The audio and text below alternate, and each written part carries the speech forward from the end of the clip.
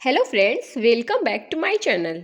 Friends, आज मैं बनाने जा रही हूँ गुजिया मैदे, मावे, चीनी और कई तरह के ड्राई फ्रूट्स से बनने वाली होली स्पेशल स्वीट डिश है। दोस्तों, गुजिया के बिना होली का त्यौहार अधूरा माना जाता है। तो फ्रेंड्स, चलिए होली स्पेशल स्वीट डिश बनाना स्टार्ट करते हैं। गुजिया बनाने के लिए सबसे पहले हमें आटा लगाना पड़ेगा। तो यहाँ पे मैंने 250 ग्राम मैदा लिया है और अब मैदे में मैं 100 ग्राम शुद्ध देसी घी डालूंगी। ध्यान रहे, घी जमा नहीं होना चाहिए। घी की जगह आप रिफाइंड ऑयल भी यूज कर सकते हैं, पर घी डालने से गुजिया खस्ता बनता है।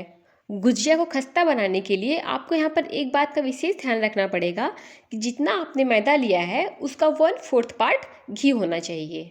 अब सबसे इम्पॉर्टेंट बात यह है कि आप घी को मैदे में अच्छे से मिला लीजिए। अब मैदे में घी का मोयन करेक्ट है या नहीं, इसका पता लगाने के लिए इसको आप मुट्ठी में बाइंड करके देख लीजिए।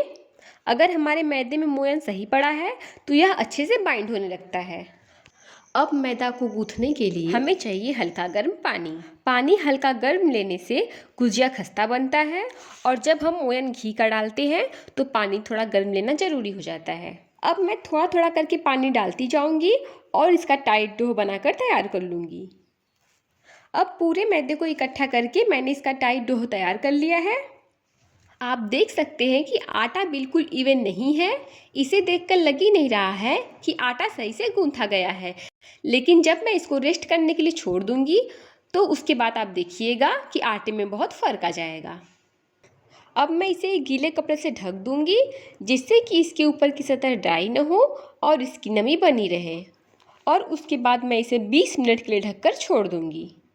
जब तक आटा रेस्ट पे है तब तक मैं स्टफिंग तैयार कर लेती हूँ।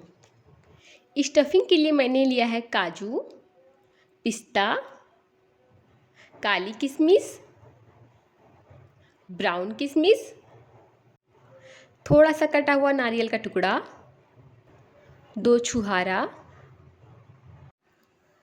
चिरौंजी, मखाना या लावा, और लास्ट में है बादाम। अब इन सबको मैं चाकू की सहायता से बारीक काट लूँगी। सभी ड्राई फ्रूट्स को मैंने काट दिया है। किशमिश और चिरौंजी को मैंने खड़ाई रखा है।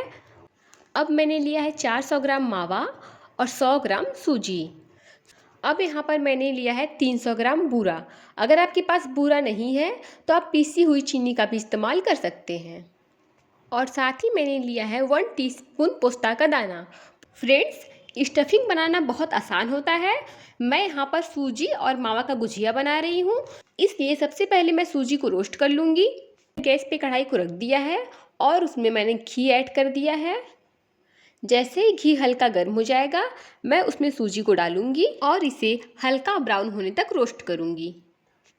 फ्रेंड्स, आप सूजी को लगातार चलाते हुए मीडियम फ्लेम पर ही भूनिएगा। फ्रेंड्स, सूजी को भूनते हुए पूरे 10 से 12 मिनट हो गए हैं। आप देख रहे होंगे कि सूजी ब्राउन हो चुका है। अब मैं इसे एक मिक्सिंग बाउल में निकाल लूँगी। आपको यहाँ पर एक बात का ध्यान रखना पड़ेगा कि जब भी आप सूजी को भूनते हैं तो उसको भूनने के तुरंत बाद आप उसे एक बर्तन में ट्रांसफ़र कर दीजिए, क्योंकि अगर आप सूजी को कढ़ाई में छोड़ देंगे तो कढ़ाई की गर्मी से सूजी और ज़्यादा ब्राउन हो जाएगा, जिसकी वजह से उसका टेस्ट कड़वा आएगा। अब मैंने उसी कढ़ाई में 1 टीस्पून शुद्ध देसी घी ऐड किया है, और जैसे ही घी हल्का गर्म हो जाएगा मैं इसमें ड्राई फ्रूट्स ऐड करूँगी और इसे लो फ्लेम पर हल्का ब्राउन होने तक भूनूंगी। इसे भूनते हुए पूरे 30 से 40 सेकेंड हो चुके हैं। अब मैं इस सबसे लास्ट में इसमें पोस्ता का दाना ऐड करूँगी और उसे 5 से 10 सेकेंड तक चलाऊँगी और फिर तुरंत एक बाउल में निकाल लूँगी। अब मैंने खोया को एक मिक्सिंग बाउल में ट्रांसफ़र कर दिया है और उसके बाद अब मैं इसमें सूजी और ड्राई फ्रूट्स को ऐड करूँगी। साथ ही मैं इसमें बूरा ऐड करूँगी। आपको यहाँ पर इस बात का ध्यान रखना है कि सूजी ठंडी होनी चाहिए, क्योंकि अगर सूजी गर्म होगा तो बूरा मेल्ट होने लगेगा। अब सबसे लास्ट में मैं इन सबको अच्छे से मिक्स कर दूँगी। तो अब हमारी गुजिया के लिए स्टफिंग बनकर तैयार हो गई है। तो फ्रेंड्स, लगभग 15 से 20 मिनट हो चुके हैं। आटा परफेक्ट तैयार हो गया है। तो अब एक बार मैं इसको और मसल लूँगी। आप देख सकते हैं कि आटा कितना सख्त था और अब कितना नरम हो गया है। अब यहाँ पर मैंने नींबू के साइज का लोई लिया है और उसका मैं पेड़ जैसा बना लूँगी और फिर इसके बाद मैं इसे बेलूँगी। तो बेलने के लिए सबसे पहले आपको चौके पे हल्का सा मैदे का छिड़काव करना है। यहाँ पर मैदे का छिड़काव मैं सिर्फ एक बार ही करूँगी। अब हमें आगे मैदे की ज़रूरत नहीं पड़ने वाली है क्योंकि ये अपने आप ही गोलाकार का बनता जाएगा। अब इसे आप गोल गोल बेल लीजिए। इसको बेलने के बाद आप अपने अकॉर्डिंग जितनी बड़ी बनाना चाहते हो उतनी बड़ी साइज़ की कटोरी या गिलास से इसे कट कर लीजिए, जिससे कि इसको परफेक्ट शेप मिल सके।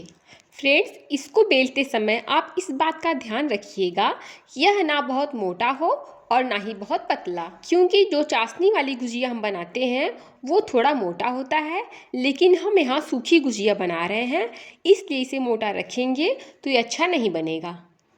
तो अब यहाँ पर मैं बीच में फिलिंग रखूँगी और फिर इसके चारों तरफ पानी लगाते हुए इसे एक साइड से उठाकर दूसरे साइड दबा देना है। अब आप इसे अपनी उंगलियों की सहायता से चारों तरफ दबाते हुए प्रेस कर दीजिए ताकि ये एक दूसरे में अच्छे से चिपक जाए।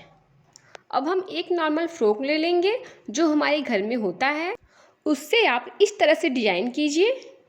फ्रेंड्स, इस गुजिया को बिगनर्स भी आसानी से बना लेंगे। तो अब गुजिया बनकर तैयार हो गया है। फ्रेंड्स, जब आप गुजिया बंद करेंगे तो आप उसके चारों तरफ अच्छे से पानी लगाकर प्रेस कर लीजिए, जिससे कि वो खुलेगा नहीं। तो फ्रेंड्स, अब मैं आपको एक और नए तरीके से गुजिया बनाना बताऊंगी। इसके लिए आप पहले स्टफिंग को बीच में भर लीजिए और उसके चारों तरफ पानी लगा दीजिए और फिर उसके बाद एक साइड से दूसरे साइड की तरफ चिपका दीजिए और इसे उंगलियों से दबाते हुए प्रेस कर लीजिए। अब ये जो कॉर्नर वाला हिस्सा है उसको उठाइए और मोड़िए, फिर उसके बगल वाले हिस्से को उठाइए और मोड़िए। इसी तरह आप डिज़ाइन देते जाइए और अब इस तरह से आपका गुजिया बनकर तैयार हो जाएगा। अब आपको कोई इस तरह का कॉटन का कपड़ा ले लेना है। अब इस कपड़े की आधे साइड मैं गुजिया को रखूँगी और आधे साइड के कपड़े से गुजिया को ढक दूँगी। गुजिया को ढकना बहुत ज़रूरी है, नहीं तो वो ड्राई हो जाएगा। अब सारा गुजिया बनकर तैयार हो गया है। अब मैं इसे फ्राई करूँगी। अब मैंने गैस पर कढ़ाई को रख दिया है और इसमें मैंने रिफाइंड ऑयल डाला है। गुजिया फ्राई करने के लिए हमें बहुत गर्म तेल की बिल्कुल ज़रूरत नहीं है, हमें हल्का गर्म तेल ही चाहिए, क्योंकि हाई फ्लेम पर गुजिया को फ्राई करने से मैदा कच्चा रह जाएगा और अगर हम मीडियम फ्लेम पर फ्राई करेंगे तो गुजिया जलेगा भी नहीं और बहुत खस्ता भी फ्राई होगा। अब आप गुजिया को ऐसे ही उलट पलट कर फ्राई करें। गुजिया को फ्राई करते हुए पूरे 3 से 4 मिनट हो चुके हैं। अब आप देख रहे हैं कि गुजिया में बहुत ही सुंदर गोल्डन कलर आ गया है और अब मैं इसे कढ़ाई में से निकाल दूंगी और अब मैं इसी तरह सभी गुजिया को फ्राई कर लूँगी।